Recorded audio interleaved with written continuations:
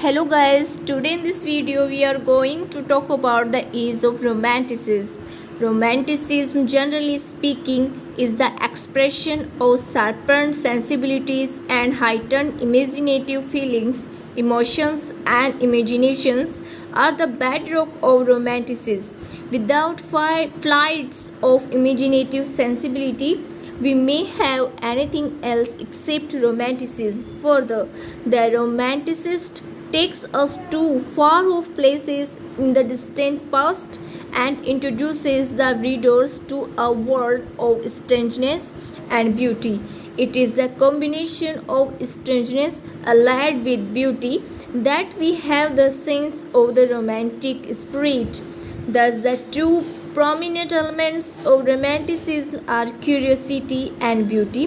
They are integral factors in romanticism, the one intellectual and the other emotional. Further, qualities of romanticism are a subtle sense of mystery, an exuberant intellectual curiosity, and an instinct for the elemental simplicities of life. Romanticism stands for freedom and liberty and has therefore been designated as liberalism in literature. It stands for freedom from all kinds of bondage of rules and regulations and leaves its purposes in free delights of their romantic fancy.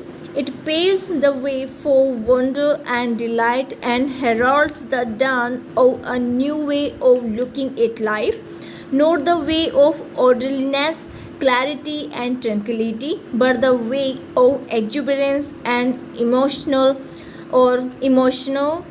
enthusiasm.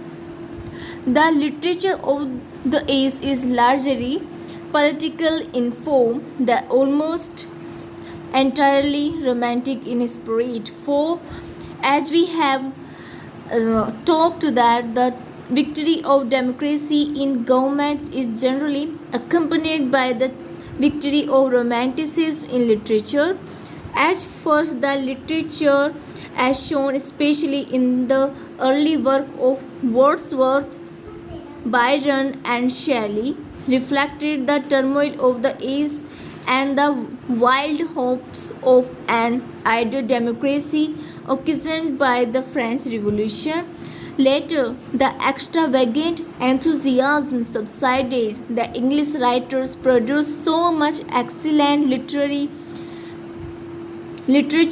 that the age is often called the second creative period, the first being the age of Elizabeth. The six chief characteristics of the age are the prevalence of romantic poetry, the creation of the historical novel by Scott, the first appearance of women novelists such as Mrs. Anne Radcliffe and Jane Austen, the development of literary criticism in the work of Lamb, De Quincey, Coleridge, and Hazlitt, the practical and economic bent of philosophy, as shown in the work of Malthus, James Mead, and Adam Smith, and the establishment of great literary magazines like Edinburgh Review, Quarterly Review, Blackwoods, and The Enthusiast.